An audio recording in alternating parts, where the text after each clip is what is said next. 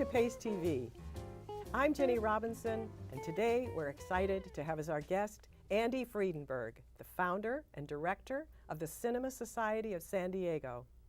A graduate of Boston University with a BS in communications, Andy worked in the film industry with United Artists, MGM, and Columbia Pictures. He's a member of the Academy of Motion Pictures Arts and Sciences and the British Academy of Film and Television in the Arts, Los Angeles. If you love movies as much as I do, you're in for a treat. Welcome, Andy. Thank you. Andy, let's first of all start out with what the Cinema Society is. It's a cultural arts organization like the opera or the symphony. People subscribe to it and attend movie premieres and meet people associated with the film.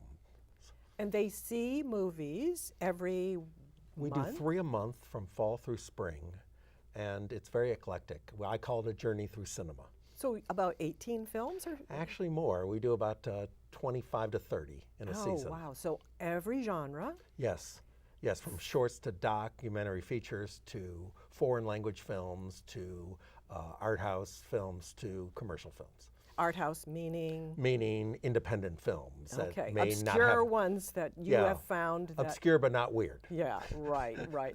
And you've been doing this for a while. Yes, 36 years now. So you started out, what year? I formed in 1983, and our first season was 1984. Okay, and movies were a little different then. They were a lot different then. They had no real competition movies. I think when radio came on board, people said that's going to be the end of movies. And then the VHS tape came on, that's going to be the end of movies. And then television, and now with streaming, people again are saying that's the end of movies, but it's not. Right. It's a very successful industry, and it's a great creative art form. And it's good for people and good for you. I mean, as far as keeping your society going, which is just amazing to me that you could keep it going. I'm sure there were changes over the years as far as how you chose your films. Yes and no. I look for good stories well told. I look for prestige films for a prestige audience. So that hasn't changed. It's how I go about finding the films that has changed. The contact people? Or? Yes. Okay. Yes. And how do you go about it? So I read reviews. I go to film festivals and look for films. I have friends at the various studios, and I'm constantly on the hunt. It's kind of like dating. You know, you look through a lot of films to find that one special person, and that's exactly how it is with film. Right, a lot of rejects. A lot. I take a lot of bullets for my members. So how many films do you have to watch in order to find an average good movie to show? Well, for example, we do once a season an award-winning short film program where we show somewhere between 6 and 8 shorts. To find those 6 to 8 shorts, I see about 300 shorts. Oh my. And their average, what, half an hour? Or? A short can be 2 minutes. A short can be as much as about 40 minutes in length. And what happens to those after they're out? They just go in a big pile in the obscurity of... No. They're used as resumes primarily. So when a filmmaker, a young filmmaker, is asked by a studio, have you ever made a movie before? They say, yeah, would you like to see my work? Of course. And those are shorts, usually. A step in the right direction Absolutely. to having a full... Well, there's plenty of full-length films that never make it past obscurity too. So sadly. They're also used for the same... There are many wonderful films that never see the light of day, never see an audience. Yeah. And those are the films that we look for. I guess so. The ones that are never seen by most people. So what led you to think that you could start this in San Diego, which was a pretty sleepy town back then? To me, anyway. Well, I was a regional marketing director at Columbia Pictures in Chicago, and it was just kind of the stars aligned. I wanted to be my own boss. I love San Diego. My parents had moved to San Diego, and I couldn't believe that there wasn't enough going on in this major city with cinema. So I thought, if not me, who? So I moved here and launched and started. And how many cinematographers did we have, or do we have now? Do we have cinematographers or people making movies here in San Diego? Well, making movies, we have many. We have an active film community here in terms of production, but in terms of showing movies, when I started, there were very few venues. Now it's changed radically. Now we have many film festivals and film series throughout San Diego County. Name a few. Italian Film Festival, Jewish Film Festival, Asian Film Festival, Latino Film Festival. Women's Film Festival, International Film Festival. We have my Cinema Society. We have Coronado Island Film Festival. We have many film festivals in San Diego County. Do you attend them all? Not all. I attend a lot of film festivals, though, not just in San Diego, but worldwide, to look for films. And you go to LA as well? Oh, yes. I go to LA to visit studios, primarily. Okay, and you visit them and say what's new, or ask them if they have anything to show you, or how do you go about that? Well, I usually do my homework before I visit with a studio, because I know the kinds of films that I'm looking for, prestige motion pictures. So if it's a film about a dog and a cat, I probably stay away from it, but then again, it could be fantastic. So you never really quite know, but I look for films that would appeal to adults. Animated films as well? Oh, sure. Okay. And what happens at your events? When you come into your film, I'm a member, I sit down in the audience, what happens? So the film is formally introduced, then we screen it, and then we have a discussion. Many times with somebody connected with the film or an expert on the subject matter, or I lead the discussion. And then I always start our programs by looking back at the last film we saw. Say, how was it? Because the golden rule at the Cinema Society is, I don't make them, I just show them.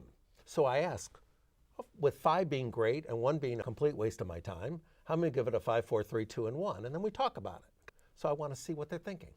It's very interesting. Are they vocal enough? Oh, yes. Yes. Our members are not shy. And that's a good thing. It is, it is. Can you give us some examples of some of the guest speakers that you've had? Well, our greatest hit was Danny Boyle, who came with Slumdog Millionaire. By the time the credits started, the entire audience was on their feet, applauding. The critic, the then critic of the San Diego Union Tribune, said it was the greatest event of the year in a movie theater that he experienced. So that was our greatest hit. But we've had Carl Malden, we've had Robert Wise, Ian McKellen, we've had Charlton Heston. Now, these are famous people, but you also have people in the field, like, for example, the last movie that you just showed, you invited farmers too. Yes, we showed The Biggest Little Farm, which is an amazing documentary, and we invited local organic farmers from San Diego County. I didn't know there were local organic farmers in San Diego County, nor did some of my members, but we learned. It's a learning experience. It's educational as well as entertaining. Yeah, for you as well as everyone else. Yes. What % of films that you show or that are out there make it to the theaters? Of the films that we show? Yeah, or that are shown at festivals. Shown at festivals? Probably about, I would say, 60 to 70% make it. 30% keep going to festivals, hoping that somebody is sitting there in the audience saying, I want that movie. And to get into the festival, you also have to pass certain criteria. Correct. In my Coronado Island Film Festival, they submit, and then it goes to screeners. And the screeners rate them, and then the highest rated films then go to the judges. So it's a process. So you just don't submit and you're in. It's a selection process at film festivals. Yeah, so it's a question of how many people get rejected before the film festival. That's a lot. Correct. And my thing is, if somebody submits to me and I turn them down, I let them know why. I think we owe them that much to A, see the film in its entirety if they take the time to submit, and B, to let them know why it was that we didn't select it, and vice versa, why we did select it. That's right. Now, to not get too specific, but what would be a reason? The wrong demographic. Okay. We're a prestige group. If it's a film about an axe murderer, I would turn it down. We don't do it. If it's a really well done zombie movie, we don't do zombie movies. So I would explain that to them. Well done, not for our festival or not for our film series. I encourage them to take it elsewhere. Children's movies as well, right? Yeah. Okay. But sometimes they're just not very good. Correct. So you just have to politely. Well, my job in marketing was to dig deep. Sometimes you have to dig real deep to find something good about a movie. And it's very hard to make a movie. It's very challenging. And so I want to encourage people to make more movies. You're also allowing trips, making trips with your group. So tell us about that. So in 1990, I went to the very first Palm Springs International Film Festival to look for films for the Cinema Society. Sonny Bono was the then mayor of the city of Palm Springs, and it was his idea to start a film festival. They had T-shirts of Sonny Bono in a director's chair, and it said, "Palm Springs Film Festival, I've got you, babe." And I went, and I did that for 3 years, and then several of our members said, "Can we go with you?" I said, "You want to go to a film festival with me?" I said, "Yeah." I said, "Okay." Yeah. And so that has been the impetus to, for my wife, who's a travel agent, and myself to work together and offer arts tours around the world, from the London Film Festival to the Havana Film Festival to the Palm Springs Film Festival to the Heartland Film Festival in Indianapolis to the Cleveland Film Festival to our New York Arts Tours, which is the Tribeca Film Festival, and 4 Broadway shows and tours of New York, to a theater and film cruise where celebrities from the world of theater and film board the ship and do lectures and presentations and screenings and discussions. What fun. So anybody can do those? Anybody can go on our trips. You don't need to be a member of the Cinema City. Then you do like one of those a year? Oh no, we do about 8 to 10 a year, and we keep adding. We just did a behind-the-scenes extensive studio tour of Warner Brothers. Not fabulous. Your regular tour? No, not the regular what tour. What did you get to see? Well, we got to see Ellen's set. We got to see Emissary, where we had lunch. That's very important because you see celebrities there. Absolutely. And we got to see various sets and studios and props, and it was very interesting. Oh, I'm sure they loved it. Yeah. Now, when you take your groups to the festivals, the cinema festivals around the nation, let's just say, or Paris, do you take them in groups around, or do they get to choose whatever films they want? Well, everyone is a little bit different. Like in Palm Springs, we have a breakfast each morning, and I go through every single film showing that day, and I tell them what to see and what to skip and why. And the next day we get back together, and then they're off. They can do whatever they want. Next day I say, "I told you to see it. Was I right? Was I wrong? Let's go." And we talk about it. That's great. Yeah, and then that's very cool. Again, you get feedback at the end. Oh yeah, of I love feedback. Yeah, I love feedback. So tell us about the Coronado Festival, because you're in charge of that this year. Coronado Island Film Festival. I'm the artistic director, so my job is to be the final say on the programs that we offer. It's a 4-day festival over Veterans Day weekend. We're coming up to the 4th annual, and it's a very prestigious film festival. It's sponsored by the Hotel del Coronado, and our resident critic is Leonard Maltin, who's iconic in the world of cinema. And it's very eclectic festival. We do commercial films, like last year we opened with Green Book and we closed with The Favorite, and we showed Roma. And we show films that have no distribution. We do panels and seminars, and we do parties and more parties, and we do a celebrity tribute award dinner. And we Can you tell me more about that? What does that mean? Well, we salute several people in the industry, and that are we there. Present them. They come in and they're presented with an award. We show clips of their work, and then we present them with an award called the Hubble Award. And so we do that every year at the Crown Room in the Hotel del Coronado. That's it's quite pretty lovely. Special. And we always, our signature piece every year, as one of our closing night films, we show Some Like It Hot on the beach at the Hotel Del. Of course. It's fabulous. It's not the closing night, it's one of our closing night films as a signature piece. That's very nice. Yes. Very nice. So the people from the Cinema Society here, of course, don't have to stay in Coronado unless they want to. But then do you have other people from all over coming? All over. All over. That's great. So we're getting better known as a city for our cinema. Absolutely. And does LA have cinema festivals? Oh, yes. What do they have? Well, they have headquarters of the Directors Guild, the Writers Guild, the Screen Actors Guild, so they do their own program. Showings. But there are also film festivals, like the American Film Institute Film Festival is held in Hollywood every year. I just came from the Turner Classic Movies Film Festival in Hollywood. They have many film festivals. That's totally different, isn't yes. it? When you are in LA and you're a member of the Academy, so you get to vote. I'm in the Associates branch, okay. which is the only, I can't nominate anybody. Who am I going to nominate? Best performance by a film festival director? Yeah. So I can't nominate anybody. So I'm in the Associates branch with talent agents and managers. So I can go to the Oscars if I win the lottery. It's a lottery system. But I can't vote. Unfortunately, I can do everything the Academy offers. I can even pay my dues, which I do every year. But unfortunately, I can't vote because I can't nominate anybody. Yeah, okay.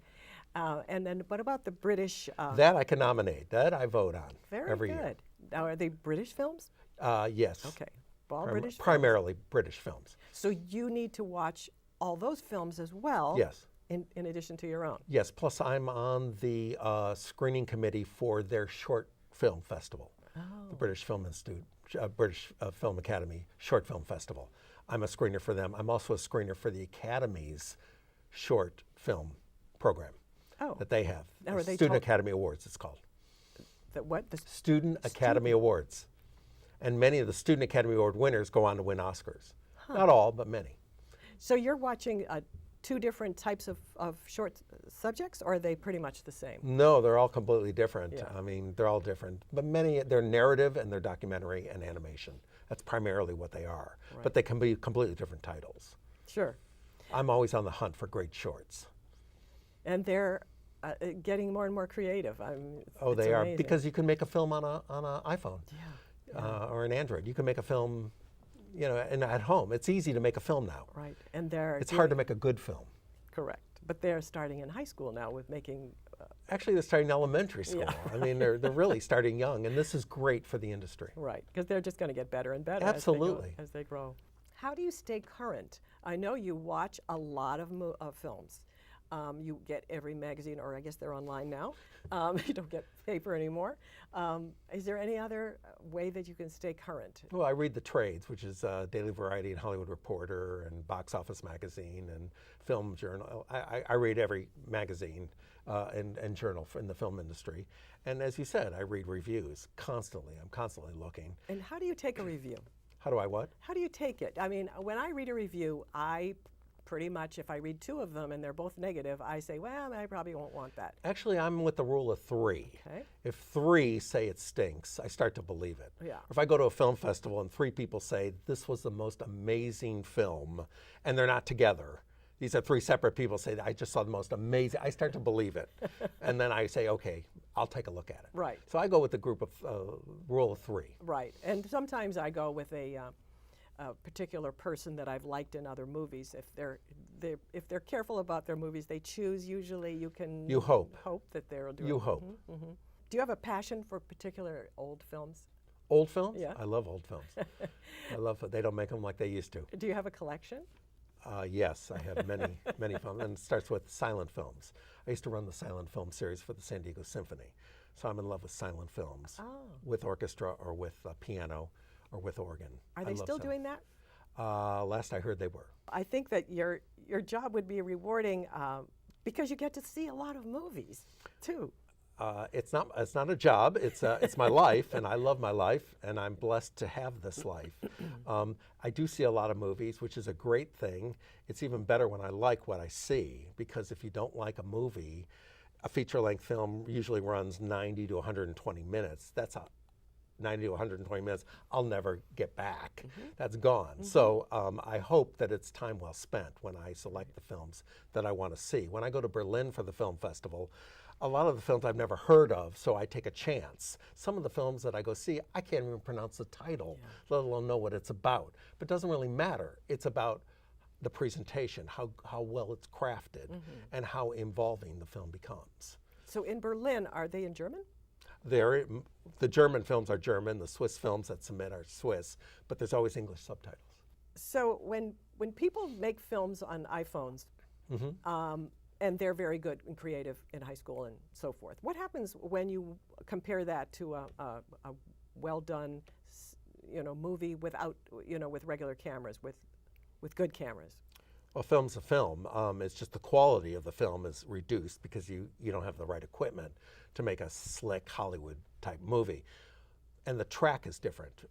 If they make a quality film on an iPhone, awards are key. They need to start winning awards. They need to submit and start garnering awards so that people pay attention and that they'll be able to take it up another level and say, look, this is my resume. I made this on an iPhone because I couldn't afford anything else, but take a look at my film. Now, you want to give me $3 million tomorrow, my next movie? Let's go. That would be great. Now you want to give me $100 million for my next film? That'll be great. So they try and go up the ladder. Right.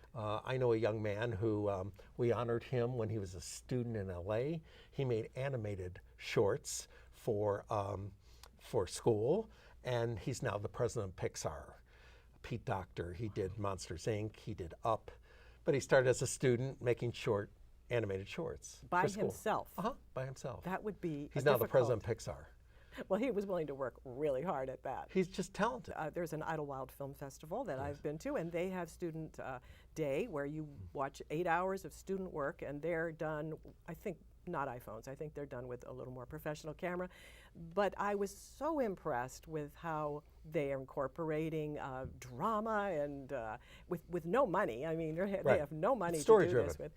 And they're very good at, because they've seen a whole lot of movies like you have, and they're willing to watch hundreds and hundreds of different directors and how they do it, and different camera angles, and it takes a lot of study, obviously, to do that. Well, that's that new, fresh, young blood that we need right. so bad. Any industry welcomes. Yeah. I think it's fantastic. Do you get to speak with directors and producers ever? Of course. Okay, so how have they changed over the years? They're the same. They're nervous. Okay. They're excited. They're proud of their work, but they're scared. They're nervous. They want it to be a hit, and they want you to do anything you can do to help them make it a hit. And how do I make it a hit? And how can you tell a studio about it? And can you help me? And sure. And we're talking small MGM still, and big filmmakers too. They're still concerned. They got a lot riding on their movie. It's their name more than anything else. It's their name and their reputation. They want it to be a hit. Because I guess that their reputation is based on the last movie they just Of course. finished. Yeah. Of course. So the next movie, we got to make it just as big. Exactly. Right. Always a challenge. What's the future for film? Do you think that things will change radically? I mean, we're doing streaming of our films at home, and they're still in the theater. So we still have a long way to go, I would assume. Do you have any feelings about that? The industry is always changing. It's constantly changing. And with streaming coming on board, I think it's more of a wake-up call for theaters to really utilize their strength, which is big screen, big sound, freshly popped popcorn, real butter, and now they're getting into the restaurant business with these loungy chairs, and they're just pushing the envelope. They're also offering more programming, specialized programming like opera and theater on film, and you're seeing more and more alternative programming going on in the movie theater. I believe that people will continue to want to get out of their house to go see a film with an audience in a motion picture theater with stellar sound and projection. I still believe it, and I want to continue to believe it until the day I die. And it's also a social Very much so. Purpose. Dating and friends getting together, and it's different when you're sitting in your living room with your friends streaming. I love when our members say, "Oh, we had dinner together before we saw the Cinema Society film," or after the film at the Cinema Society, after the discussion, we all went out for coffee or a drink and discussed it. I love that. That's what movies. That's what this art form's all about. Well, I find it very frustrating when I see a movie and nobody else has, and I can't talk about it with anyone. Then you should join the Cinema Society. I know. I think that your Cinema Society has evolved over time. I'm sure it's changed over the years. Well, when we started, we had 32 people. It was my mother, my father, and 30 of their friends. And now we sell out at 800 members per season, and we have another 600 members in the greater Phoenix area. So are they the same films that you show here? So yeah, I like to say I take our greatest hits from San Diego because we average 3 events a month, and we bring it over 1 a month to greater Phoenix area. Great. Scottsdale, Peoria, and Goodyear, Arizona. So you're bipping back and forth. Bipping is a good word. So yeah, you're a busy guy trying to watch movies while you're driving. Right. No, I don't think so. No. And so you have this this whole area with films with 800 people, and in the San Diego alone, you had to use 2 theaters. We use 2 auditoriums, 2 showtimes to fill our audience. And I don't like to put anybody in the front row, but they're nicely full.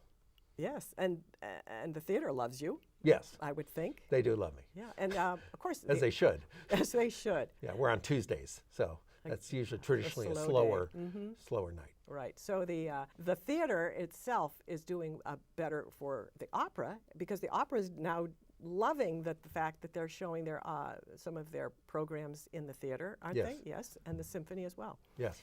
So that's done theater, wonders for live San theater. Diego in general. So what's the future for your society? Anything, any wishes that do you want to get bigger? I want to continue to get better. I want to continue to find great films for our audiences. I don't want to be compliant or say, here's the same old, or tried and true. I want to shake it up. I want to push them a little bit, and I want to, as one member said, be bold. I think that's a good adage to live by. I want to find great films worthy of not just their money, but their time. Right. I want it to be special. I want them to say, you haven't seen this yet, but I saw it at the Cinema Society. It was incredible. Let me tell you about it.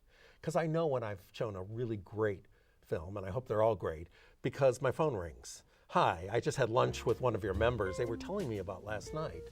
How can I become a member? That's great. And I love that. That's great. Well, your enthusiasm is definitely catching, Thank and you. I truly wish you luck. And I just hope that our viewers will check you out, and I will see you all at the movies. Thanks so much for coming. Thank you for having me.